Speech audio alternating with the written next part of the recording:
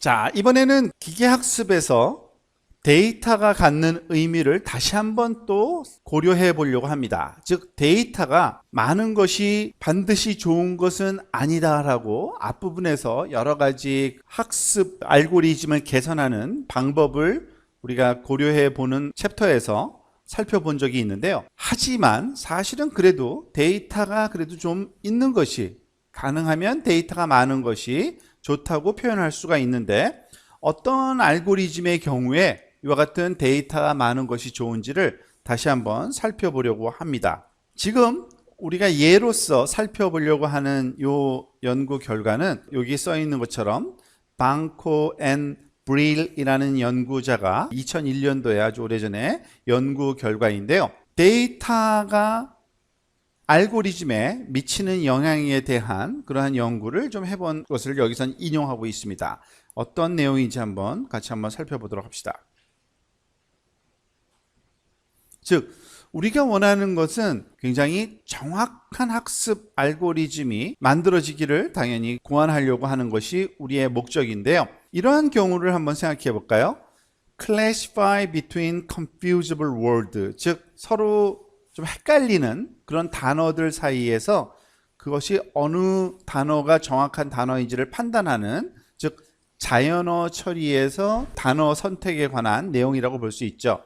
뭐 영문에서 이 정도는 우리가 쉽게 알 수 있는 그건데, For breakfast I ate 2 egg, 여기서 말하는 그 2라는 단어가 발음이 똑같은 게 3개나 있죠, 그죠? TO, TWO, TOO. 그렇지만 우리는 다 뜻을 아니까 직관적으로 당연히 답은 TWO가 들어가야 될 거예요, 그죠? 2개의 계란을 먹었다. 그리고 또 때때로 발음이 똑같아서 그 헷갈릴 수 있는 그 단어 그룹이 then, 그때, 그리고 뭐뭐보다라는 THAN, 발음은 똑같은데 스펠링 한 그 철자만 다르게 표현되는 그런 경우입니다. 이러한 단순하지만 조금 헷갈리는 문제에 대해서 학습을 한번 시켜본 거예요. 다양한 알고리즘으로. 지금 퍼셉트론이라는 것과 윈노우 알고리즘과 메모리 베이스드, 나이브 베이즈, 사실은 우리가 배우지 않은 내용들 이름들인데, 사실은 그 로지스틱 리그레션의 아주 단순화된 형태가 퍼셉트론입니다. 그러니까 이거는 우리가 알고 있는 거고요.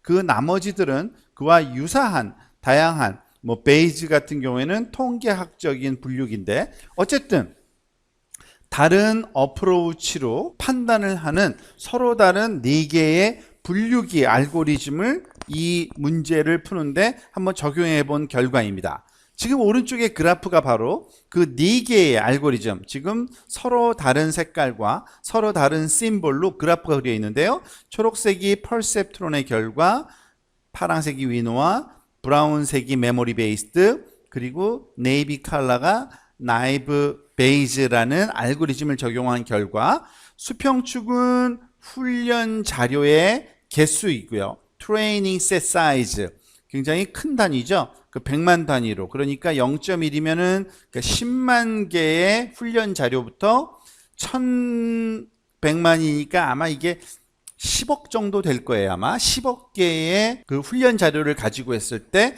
그 각 훈련 자료가 개수의 증가함에 따라서 정확도가 어느 정도인지를 보면은 지금 보다시피 거의 트렌드가 있습니다. 즉 다 좋아져요. 그죠?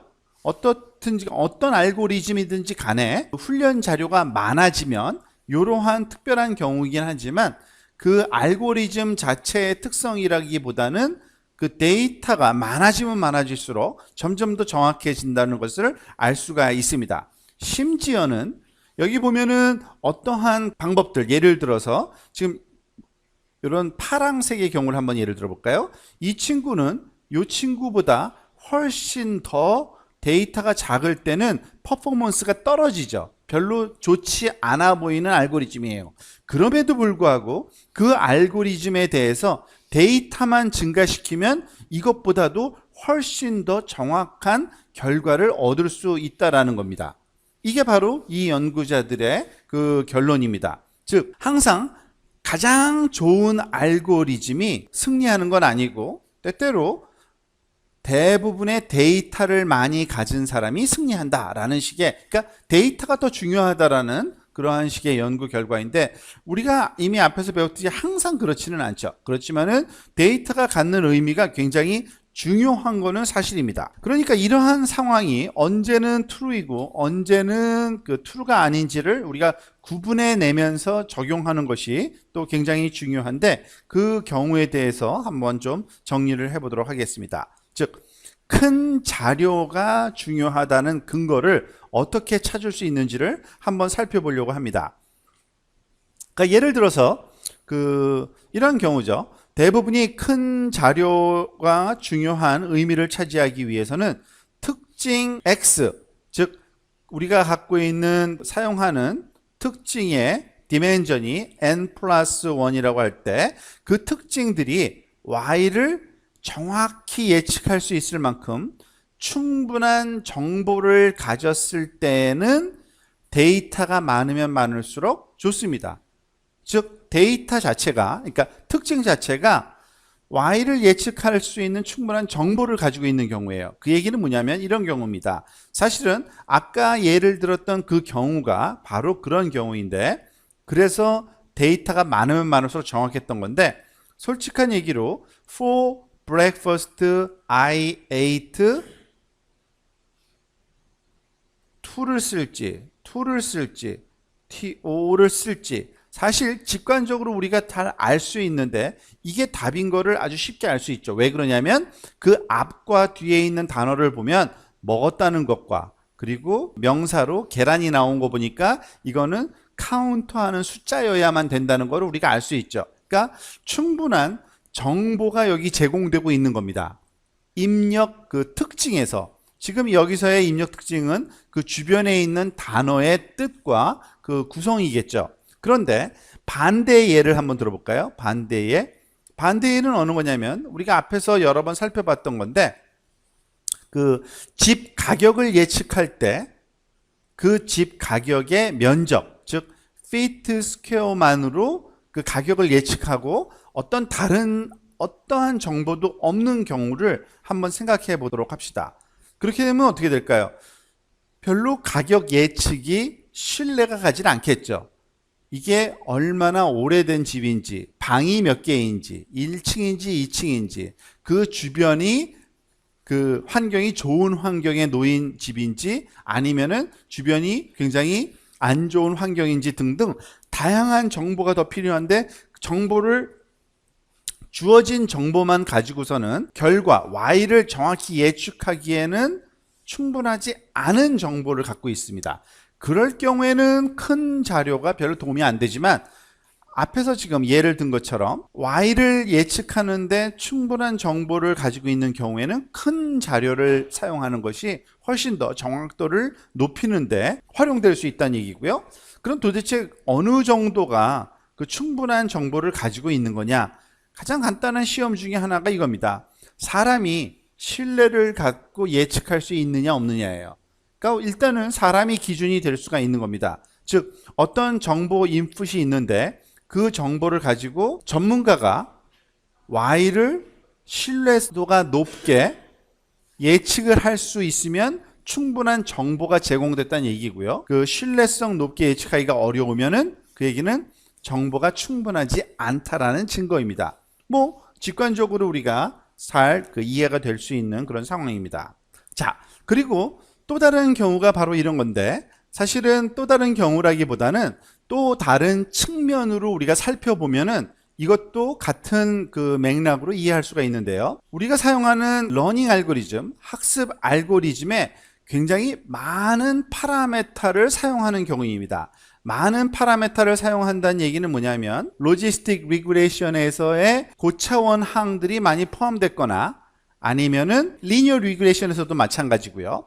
또한 뉴럴 네트워크 같은 경우에는 히든 유닛이 많이 있으면 파라메타를 굉장히 많이 구해야 되잖아요. 그 얘기는 뭐냐면 모델 자체에 다양한 파라메타들, 굉장히 많은 파라메타들로 구성된 모델을 사용하고 있다는 얘기입니다.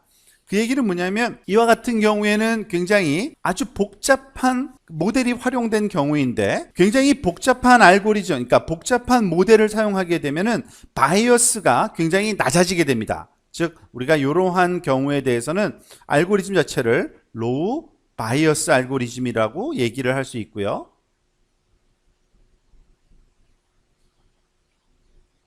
기억이 나실 겁니다. 모델 자체가 너무 단순하면 바이어스된 모델이라고 얘기를 하는 거죠. 그러니까 로우 바이어스라는 건 다시 말하면 하이 베리언스를 얘기하는 겁니다. 지금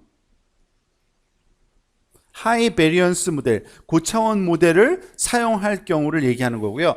이렇게 되면은 보통 훈련 자료에 대해서 에러치가 굉장히 낮게 나옵니다. 우리가 알다시피 JTrain 훈련 자료에 대한 비용 함수 값을 또는 오류 값을 적용을 했을 때 굉장히 복잡한 모양으로 true와 false를, 그러니까 포지티브 값을 둘러쌀 수 있기 때문에 JTrain 값이 아주 작게 주어질 수가 있고요. 이런 경우에는 굉장히 많은 데이터를 쓰게 되면은 그 얘기는 어떤 경우냐면은 우리가 알다시피 오버핏이 일어날 수 있는 위험이 있기 때문에 이 오버핏을 벗어나기 위해서는 굉장히 많은 데이터를 쓰는 게 좋고요. 그리고 많은 데이터를 쓰게 되면 어떠한 결과를 또 얻을 수 있게 되냐면 이 JTrain의 값과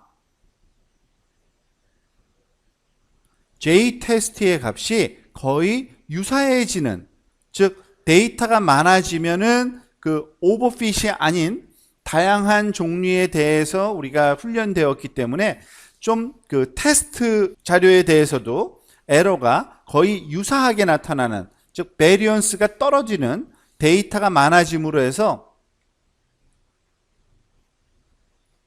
베리언스를 떨어뜨리는 효과가 나타나게 되고요. 그 결과 결국에는 어떠한 결과가 나타나요? 이 두 가지가 결합돼서 지금 보다시피 JTrain 값이 낮은 데다가 JTrain과 유사한 JTest 값이 나온다는 얘기는 JTest 자체가 작다는 거예요. 그죠? 그러니까 오류가 테스트에서 굉장히 작게 나오니까 아주 바람직한 알고리즘이 우리가 얻어졌다라는 확신이 쓰는 겁니다. 다시 말해서 큰 데이터를, 훈련 자료를 우리가 활용하는 것이 바람직한 경우는 두 가지로 설명될 수 있는데, 이전 페이지에서 설명된 것처럼 모델 자체가 Y를 예측하는데 충분한 정보를 가지고 있는 경우, 사실은 수학적으로 보면은 많은 파라미터로 우리가 하이퍼세시스를 만들었을 때 그와 유사한 경우가 발생하는데, 그 경우가 바로 큰 자료를 썼을 때 좀 더 정확한 결과를 우리가 얻게 되는 그러한 상황으로 이해를 하시면 되겠습니다.